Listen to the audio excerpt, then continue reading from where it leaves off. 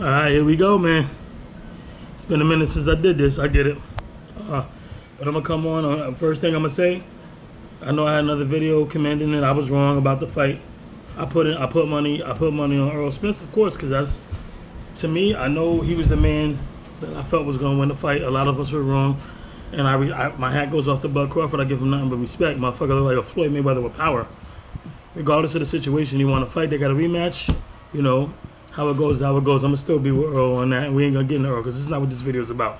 I just want to put my respects out to Bud. So I know as a real man, I was wrong. Like I said, my man Bud won the fight. New fight. We gotta understand Shakur Stevenson versus Frank Martin. All right. Here's the thing with that. It's news today that the fight just got called off. It was yesterday. The fight got called off. Frank Martin turned down the contract. Now, a lot of people are starting to like trash Frank Martin and jump on him and degrade him and everything. And I feel I get it because Shakur Stevenson is an avoided fighter. He's a immaculate boxer. He's an avoided fighter for a reason because he's good at what he does. Frank Martin wasn't scared of Shakur at all. Not only is he wasn't scared of him, he's in the ring training with Gervonta.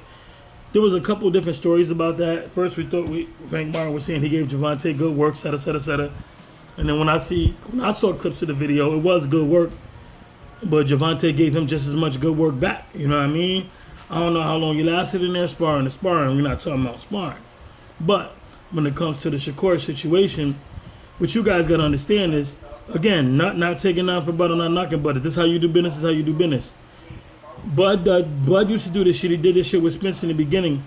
Like when him and Spence was going to fight, Bud did the same thing. He overbid himself.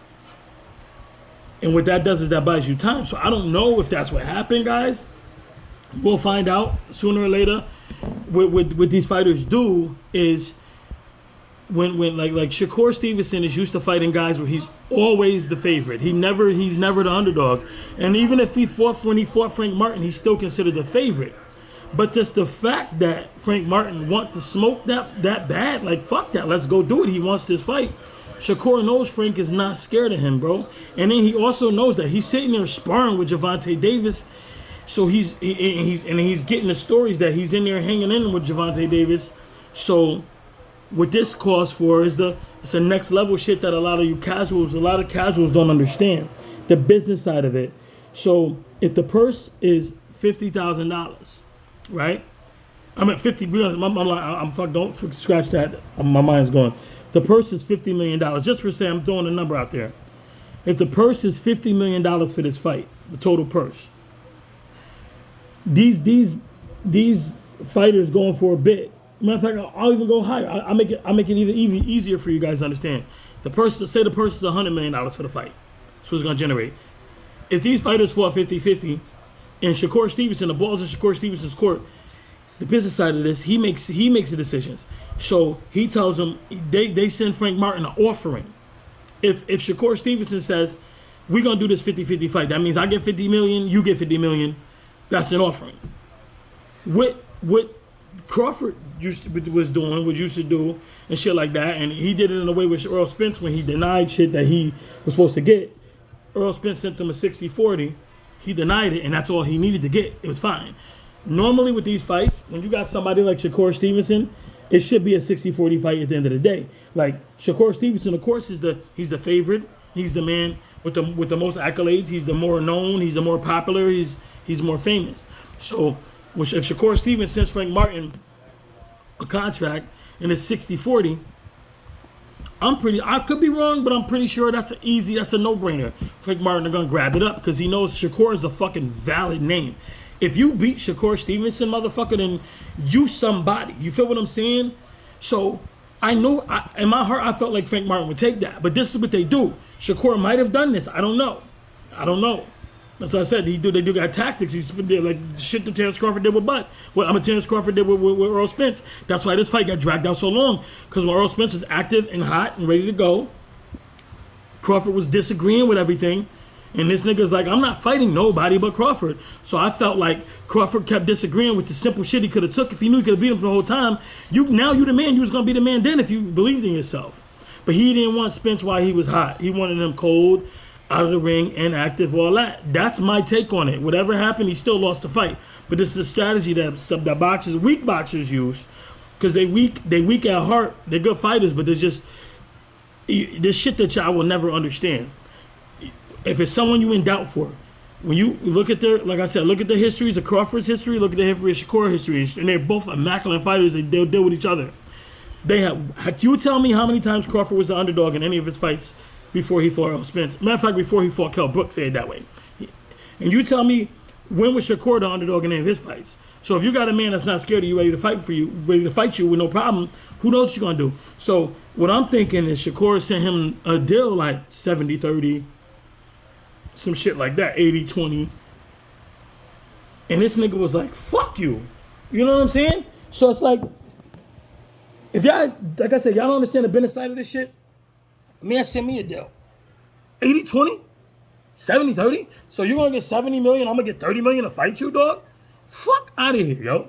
Fuck out of here. Hell no, I'm turning it down. And then when he turned it down, Shakur takes to social media, duck. So everybody think this nigga's a duck. He ducked you. He ain't duck you. Stop trying to fuck people. You feel what I'm saying? But again, I could be wrong. I'm just telling you this division. This is things that happen with these fighters that casuals don't understand because they don't understand the business side of boxing.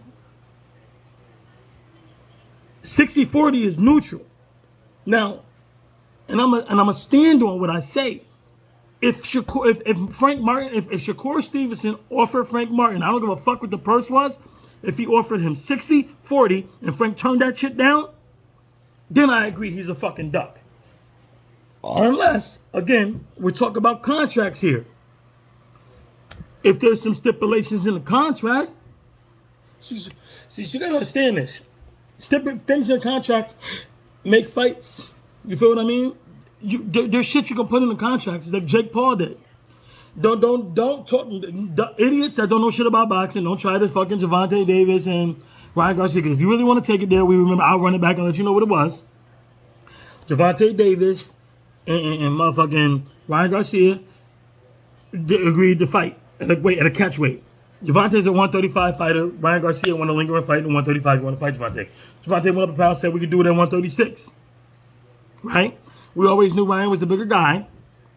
Gervonta said we fight at a catch weight at 136. But in this contract, because I think this nigga walking around big and he just want to fight me because he's scared of everybody else to beat me because I'm smaller. You can't rehydrate over 10 pounds. So any idiot fuck that think that's a problem, you dumb, don't know shit. Again, you're not a fighter. These guys are you guys are YouTubers. You motherfuckers are just fanboys. 10 pounds? If I fight you at 136 and I can hydrate with 10 pounds, I can come in there weighing 146. That's 10 fucking pounds heavier than what the fight was for. And that's for both of us. So if I put the fight at 136 and I say you can't rehydrate to over 10 pounds, so what the fuck is the difference? It's 136. Tank and Ryan both had to make 136, and they both could come in at 146 if they want to. Say Tank came in at 142, and Ryan came in at 146. You're still heavier, nigga. What do you want to put on 20 pounds and be a weight bully? Y'all see, people that don't know shit, y'all gotta like understand this stuff, man. There's a stipulations. The shit that Jake Paul did to Nassim Rockman's son was bullshit. He's a fucking Jake Paul's a heavyweight. Nassim Rockman is a heavyweight, but Jake Paul was trying to like drain this fucking man, drain this man down to 200 pounds when he walks around at like fucking probably 240, 250, and he was ready to do it, but then tell him that he can only rehydrate 10 pounds? What the fuck are you talking about? So this man gonna drain himself down to 200, rehydrate to 210, 212, and then fight you and be exhausted looking like Earl Spence when Crawford just whooped his ass.